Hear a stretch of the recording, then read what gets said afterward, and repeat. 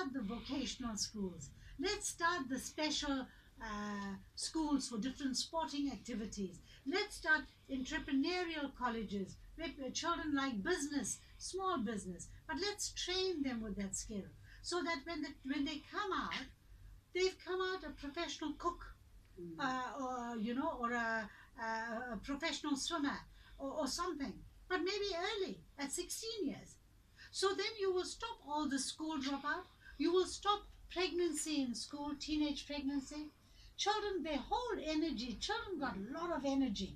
Now, if the government doesn't use the education system to channel and harness that energy, but with the potential that the child has, what the child loves to do, if we don't put our money and invest in that, and invest the money in a director, the director got a deputy, the deputy got another deputy.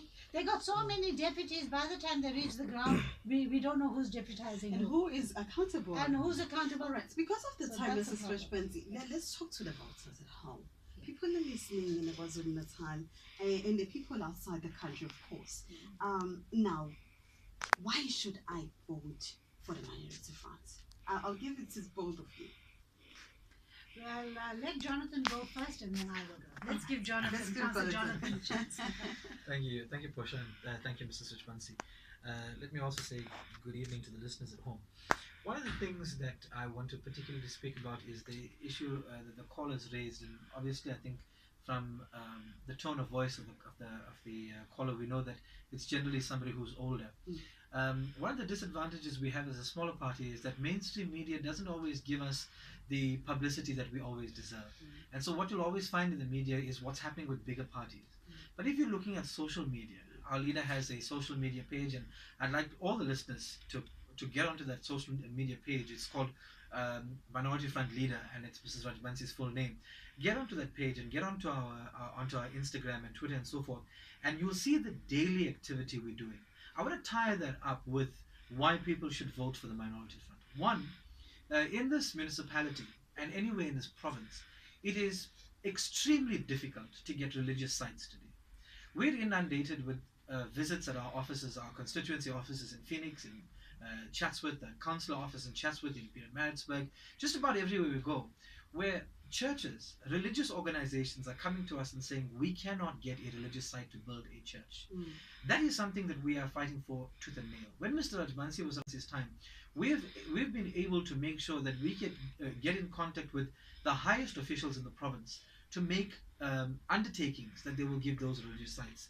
Why should people vote first? The day the education system took out prayer and the reading of scripture from schools is the day our schools began to collapse. One of the things the Minority Front advocates greatly is that schools should start off with prayer. It should start off with scripture. That is a fundamental, and if you get that right in the schooling system, you will get that right in the community. You won't have so much of trouble, so much of uncertainty in the community.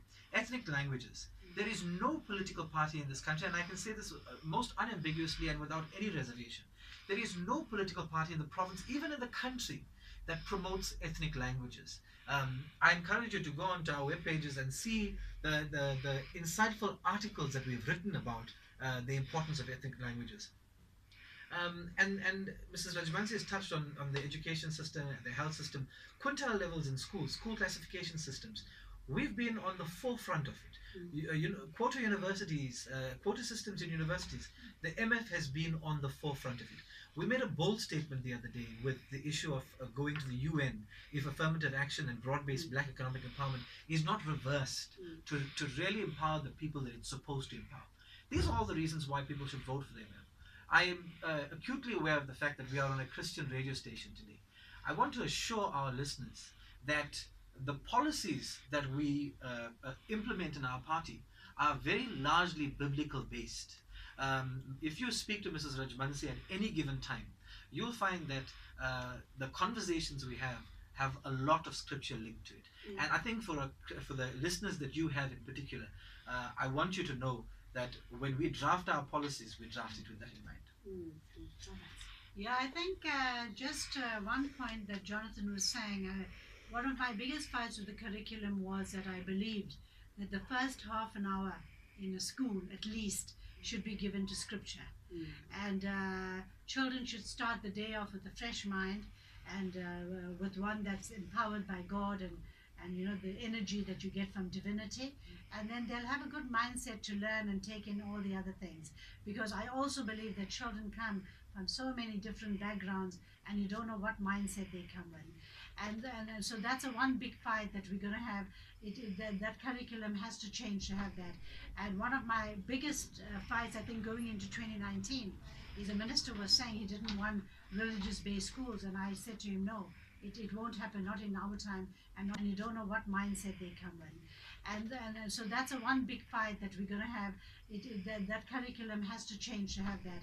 And one of my biggest fights, I think, going into 2019, is the minister was saying he didn't want religious-based schools, and I said to him, no, it won't happen, not in our time, and not if we in Parliament.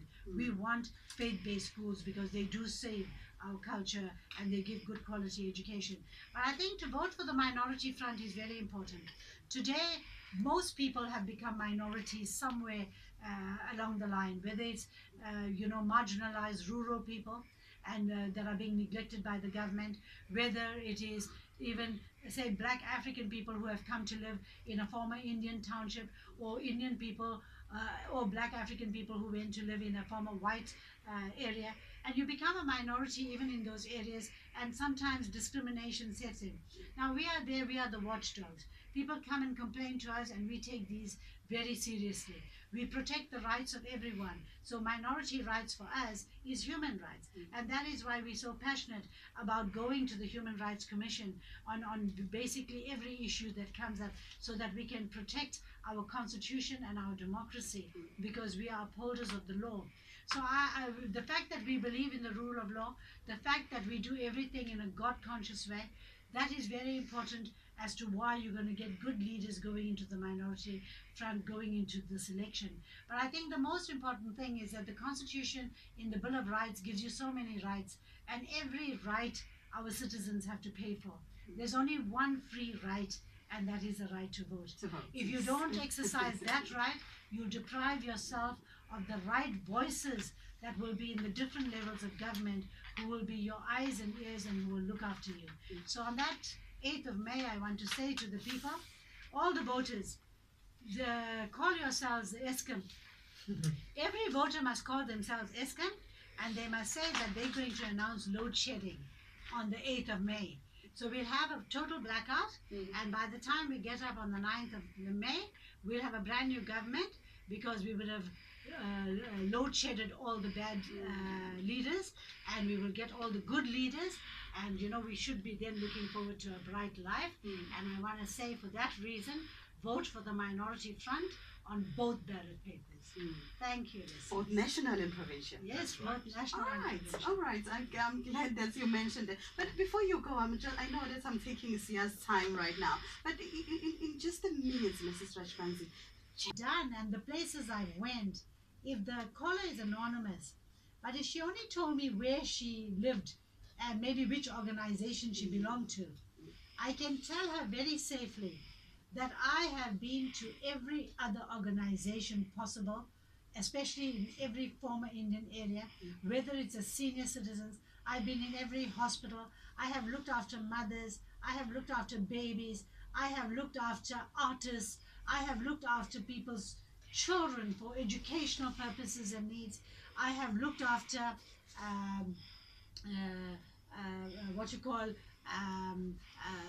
any NGO that came up in our community, whether they were an NGO for the environment, whether they were an NGO for small business, whether they were just a CPF fighting.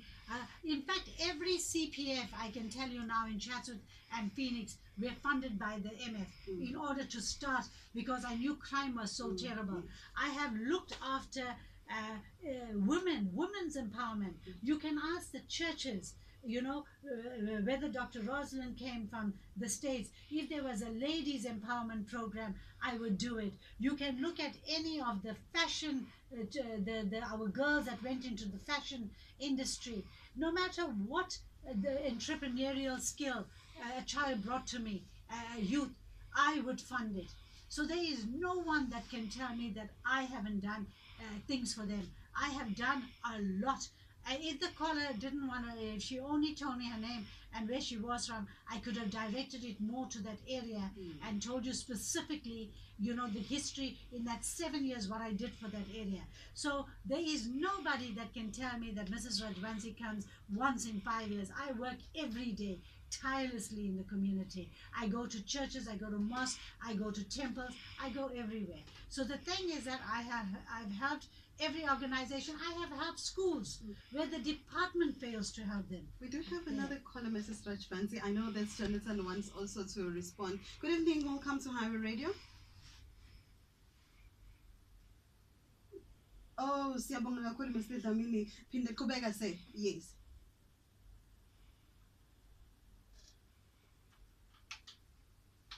Yabona uma kuthiwa wonke umuntu e-South Africa akavoti kodwa ekugcineni masezivotiwe kube sekukhethwa abantu masephuma emsebenzi. Yabona ngiyabona uthola ukuthi makuphuma ongena matric akathi kodwa masivavote ongena matric uyavota ngabe kudalwa yini? Iwona mbizo wakho melawo Mr. Dlamini. Ungena Bengicela nje ukuthi kube khona isibonelelo nje abantu abangena matric abakahle manje baphela umsebenzi abomsebenzi yawazi yabo mina kuyimanje somsebenzi yabo la ngisebenza khona la ingakafuneki ngabamesi kodwa manje akathi even umuntu ohlala ebhekeni fanele abe nomsebenzi i-South Africa kodwa wasebenza kangaka. Yes, kuzokala kahle Mr. Dlamini asibadedela abaholi ukuthi baphendule abathini ngoba bakhona. Okumnandi kuma Mrs. Rajbansi uyasikhuluma isiZulu. All right, siyabonga kakhulu sir. Thank you, good night. All right. Mrs. Rajbansi, briefly, Mr. Dlamini is asking, is actually it's saying almost the same point that we talked to, cadre deployment and patriarch, job placement. If I know you, if you're my cousin, then you're going to be accommodated because I know you, and you're going to be funded because you know somebody in certain areas. And he's also asking that, can people that don't have a matric, can also they have something that is, or rather a career focus or job opportunities, focusing on assisting them. He says right now he is at work, but he's just he doesn't know whether he's working or he's not because due to that to the nature of the work that he's doing. You know, there are many people like, there's many Mr. Dlaminis, and that is the frustration we're seeing with the protests, etc. The problem with our, I think, the education ministers that we've had in the past, they have been more worried about glorifying matric results and trying to, you know, because they get external funding, in the percentage. and all that. So basically, in order to get an extra slice of the budget, because education takes the biggest slice of the budget, they rather churn out matriculants, you know, and even if it's substandard, and if and massage the matric figures, and then to take the children to university, then do bridging courses, then even if they fail, they don't care the dropout rate. They just want those figures so that their budgets get bigger. But the budget gets misused because the problem that happens is this cadre deployment. The education department, as an example, 80% of its budget goes towards the employees, the staff. Now, these staff are not people who are teaching. These are people sitting in air-conditioned offices. The 20% of it only goes into the service delivery, teachers, schools, children. So how much of teaching and learning will take place? So you will get people like Mr. Dlamini who will be in this predicament today because I have told, and I said to you, that I fought tooth and nail for ECD. I wanted the grade R's, children as little as possible. I said, as soon as the children start speaking, put them in the school because let the teachers take care of them. Let them teach them words, word skills, and their numeracy gets better. Then those children can learn better. But I also told in my debates, and it's recorded in the Hansard, you know, in China, we take so many things from China, and we want to follow them as a role model in BRICS. But China would buy us off tomorrow. You know, I always say, you'll get up tomorrow, Mrs. Dlamini, you most probably will be Chinese, because they will own you. And it's a sad thing. And that is how risky and why this election is so important to choose the right leaders, because we don't have a transparent government. Now let me tell you how they've let down Mr. Dlamini and so many of our the people. I tell them something that is reasonable, and that's why women in parliament are so important, that they must have a good mix of women. We are mothers. We know what children need. We are the first teachers of our children, so we know that how a child should be brought up. Now we just said to the government, do one thing. Do what the Chinese, Japanese all do. When a child is 4 years, even India, children 3 years, they are already learning their mother tongue. And in the ECD. So the mother tongue is so important because it gives cultural education to the children. Then by 4 years old, the Chinese already know which child will be a ballet dancer, and which one will be a swimmer, which child will be a rocket scientist, and which child shall be a jet fighter. They know it. Then they start career pathing at 4. The children immediately start going into special schools, getting special training to reach their potential. So they will go to the Olympics and get the gold medals. They will achieve in the business world. They will become the highest economy in the world. They will become strong in the air. They will become strong out in space. So basic, and in the business world. So that's why China today is the envy of the world, but they career pathed from 4 years old. Now I've told them in Parliament so many times, our ministers, let's do this thing that now everyone is starting to talk about because of the bravery of many women who are coming forward all over the world. There's the Me Too movements, or all the hashtag movements that have come. So a lot of feminists around the world have plucked up courage, and I think a lot of celebrities are to be thanked for this. Women who are so empowered and outspoken that they have realized that vulnerable women are vulnerable anywhere and everywhere, no matter how educated they are, no matter how successful they are or not. A woman just gets attacked because she's a woman, and that is gender-based violence. You simply get violated because you're a woman, and for no other reason. And what we have done, for example, well, I as a politician, I support every hashtag movement, and I support all the victims. We go to the court, we make sure we represent ourselves as a party, and we make sure we show the women that we are supporting them. The other thing that we do as a party, very vociferously, I believe we have to balance it. Men have to be also be made aware. So I do a lot of programs for boys and men to be made aware that they have to correct their attitude and behavior. When I do programs with women and mothers, I say to them how to break the stereotypes and how to make their sons respect women, because mothers are the first teachers, and you've got to change the boy's mindset from home, and the mother can do it because she knows that just like she's violated, she doesn't want another girl to be violated. So I think that all this thing means education.